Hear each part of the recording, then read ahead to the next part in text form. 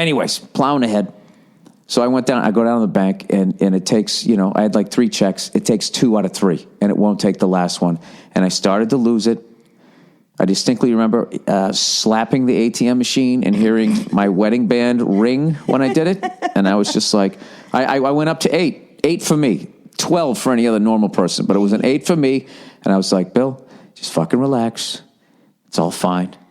And I thought about my flight and what the fuck happened. And I was just like, this is really pales in comparison. So here's what happened to my flight. So I get on this fucking flight, right? Sitting up there, first fucking class, right?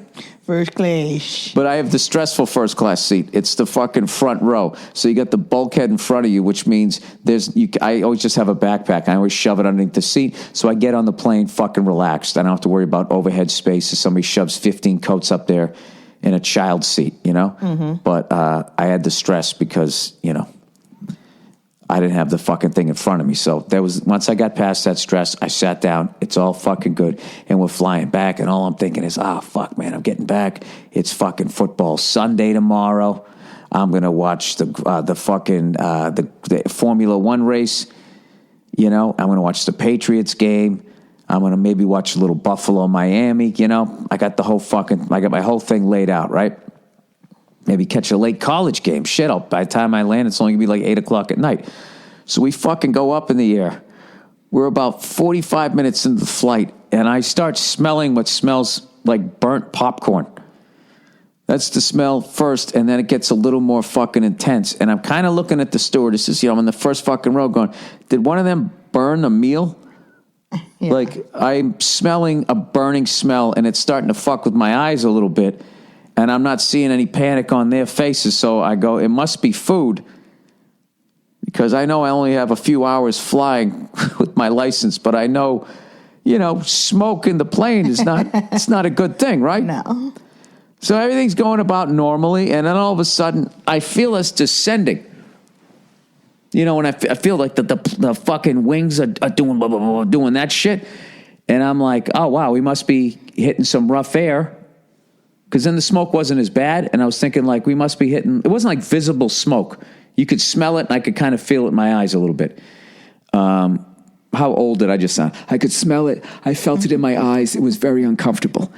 So the fucking wings are, like, doing that shit, and I'm thinking, like, oh, he probably got it, a report that there was some rough air up, then he's going to go underneath it, and then we'll go back up again. And then, like, all of a sudden, my glass with the water started sliding forward. Like, all of a sudden, I was kind of realizing that my chair was we were at like not a 45-degree angle, but we were at we were fucking descending rapidly. And all of a sudden, the stewardess just came up. She goes, can I take your glasses? We're landing. And then I was just like, oh, fuck. Something's on fire. And the pilot didn't give any like announcement, like no, because we were like at 30-something thousand feet, and the second you smell smoke, it's like I don't know. I guarantee you there were lights lighting up on his little dashboard there, and it wasn't saying check the tire pressure. I don't know what warning lights they have. He probably didn't want he didn't want everyone to panic, so he's just like, you know what? Let me just land this thing. No, I think he smelt smoke like there's something on fire and I'm 30,000 feet and I have to get this thing on the fucking ground immediately. But that's why he didn't say anything, because wouldn't they normally tell you, like, we're going to like descend really quickly because of this, that, and the other? I had nothing to do with scaring us, and he didn't have fucking time. Okay. So he just fucking goes down and I'm just like, oh shit, here we go, right? So the stewardess, I didn't know we were landing because everybody had the shades pulled down. And it wasn't until my glass fucking slid forward that I was like, he's really dropping down here. Like, what's going on? So when she came over and she said, hey, we're landing now, right? We're literally 50 minutes in the flight, Nashville to LA, right? The woman next to me goes like, oh my God, we're here already? And I was like, I laughed and I was like, no.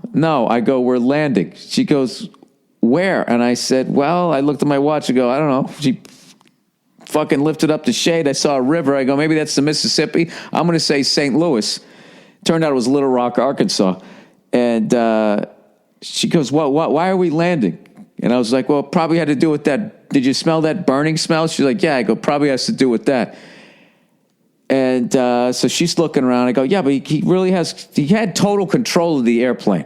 But my thing that I was worried about is, I don't know about the mechanics on planes and shit, but like if there was something, whatever it burned through, some wire, some hydraulic thing, and all of a sudden he can't control it. And next thing you know, we're upside down like in that Denzel movie, Yeah. Yeah, when you lose the rear stabilizer, the dumbest shit ever that he's able to flip it back over and land, Hollywood movie. Yeah, once it's up, like you're fucked. Nobody can land that. Not even Sully, right? So we start fucking coming in, and we're in Little Rock. I don't know it's Little Rock, and all I see is this fucking river. And, those things you can only see out the side. And I'm just thinking, get it on the ground, just get it on the fucking ground. And all I'm seeing is this fucking, that's the rodents in the wall. Okay. There's one like right above your fucking head. Jesus Christ. Or it ran by. I think it's a corridor. I don't know if you guys can't hear it. You just hear plaster falling. I think they ate through the air conditioning duct and they just sort of run back and forth, Dude, okay. All right. So anyway, I'm almost dying in a plane crash here now. So the fucking thing comes down. And all I see is the river, and that's what I started thinking of. Like, if this motherfucker puts this thing in the water, all right. All I'm thinking is stay conscious. You have to fucking stay conscious. And that fucking door is right around the corner, provided, he doesn't smash the whole thing up and you can't open the door. And then I got to fight my way through all these other fuckers, and I'm going to drown. But then I see the runway. He lands the thing, and then just like, please, reverse engines. Those things kicked in. Then once we stopped, I was like, okay, all right, fine. I live, right? So we go over, we taxi over. There's a fire engine, one of those, and there's only one because it's Little Rock, Arkansas, right? This little fucking fire engine comes over. We go to deplane, like, deplane, there was smoke, blah, blah, blah. The captain came on, and he finally said, I had my hands full up here. I'm sorry I didn't make an announcement, meaning, like, it was a serious fucking thing. Yeah. So as we go to get off, there's two guys in the giant fucking asbestos suits. They look ridiculous. They look like they were beekeepers. So they didn't look like firefighters. And we go to get off, and as we get off, the ticket agent person is like, okay, they're going to check to see if the plane is still fine and blah, blah, blah. And all I'm thinking in my head is like, dude, the fucking thing was on fire. Something was on fire. There's no fucking way we're getting back on that. There's people walking in with the beekeeper suits. It's over, right? So we sit there for about a half an hour, and they finally come on. They say, okay, here's the deal. We need to get a new plane. The plane that we're going to get is 2 hours away, but the crew is an hour away from getting to the plane. So it's going to be about a 3-hour delay. And, people were kind of cool, but there's those, the 15% like, this is ridiculous. What kind of way to run an airline? Giving them shit. Yeah.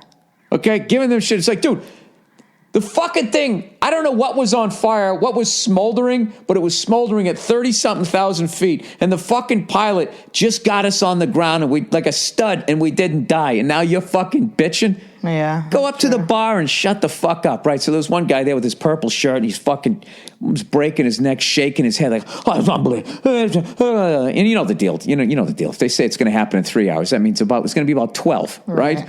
So we go into the bar, and I watch Auburn kicking the shit out of the Razorbacks. Then I watch the Cubs get into the World Series, and they just keep going like, well, it's not now. It's looking like 9:30. And then they do that. It's looking like 10:10.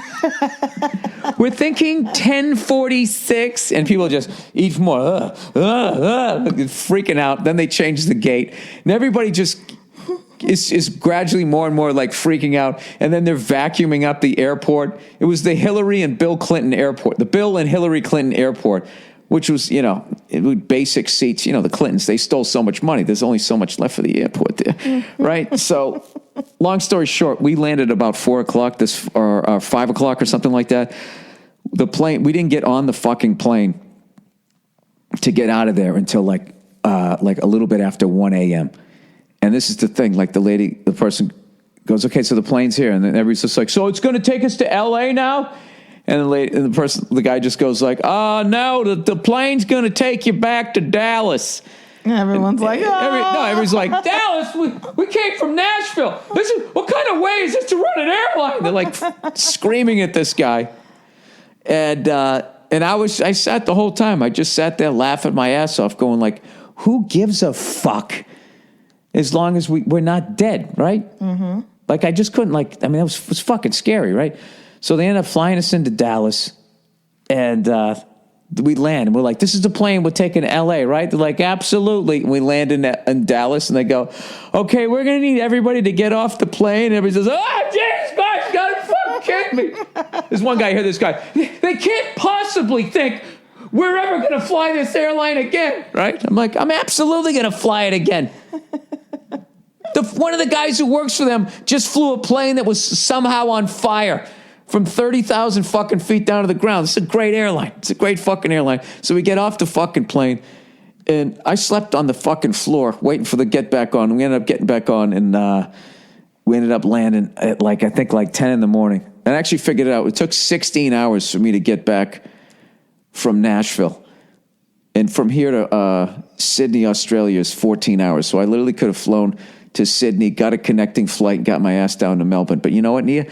I didn't burn up in a plane. That's all I just kept thinking. The fact that you didn't flip out is still kind of amazing to me. But the thing is with you is that when big things like this happen, you are so calm.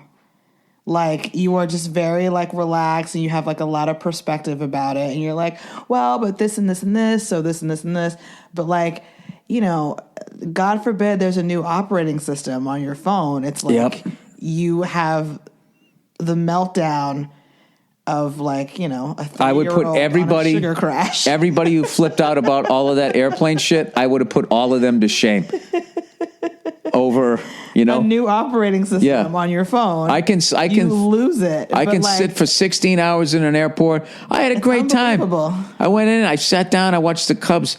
I'm sitting there going the Cubs literally have not been to a World Series. They haven't even been there. As bad as Cleveland is, they haven't even fucking gotten to the World Series in 71 years. That's almost impossible. If it wasn't for them, it is impossible, because I don't think anybody else has ever fucking done, just not been there.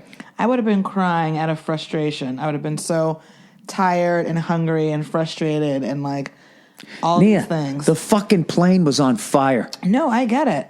Or whatever. It was smoldering. Understand. Something was burning, and everyone was sitting there going, who had one of those fucking Galaxy 7 phones in their right, exactly. The Samsung. Yeah, that they checked. That's what I was thinking. Because there was that thing with ValueJet where something caught on fire underneath there, and it burned through whatever controllers they had, and that thing crashed into a fucking swamp. Did you say? And some of the bodies got eaten by alligators. Oh, Jesus. Did you say that somebody... Give a fuck that I'm sleeping on a floor. Did you say, at the airport, somebody asked about that phone? They were asking people if anyone had that phone? Oh, when we got back on the plane the second time. Yeah. They said, if anybody has a Galaxy 7 phone, can you notify the stewardess? Yeah. Which is hilarious to me. Okay, it's that happened on a plane. That guy's phone started smoking in his pocket. He went to turn it off. He put it in his pocket, and then or something like that, and it started smoking. Yeah, but that's not going to take down a plane. If it's in your bag and it starts smoking and then ignites with the shirt or some shit like that, and you have a bad canvas suitcase. Well, why could not have happened? And it eats its way out, then I think you're in trouble. But what's he going to do? Just stare at his pocket as it slowly catches on fire going, oh my God! I think that's exactly... Oh my God, what do I do? I think that's... pocket's on fire! We're all going to die! Yeah, I think that's exactly what happened. Dude, there was a guy that literally tried to light his fucking shoes on fire, and everybody just beat the fuck out of him. That's what happened to this guy.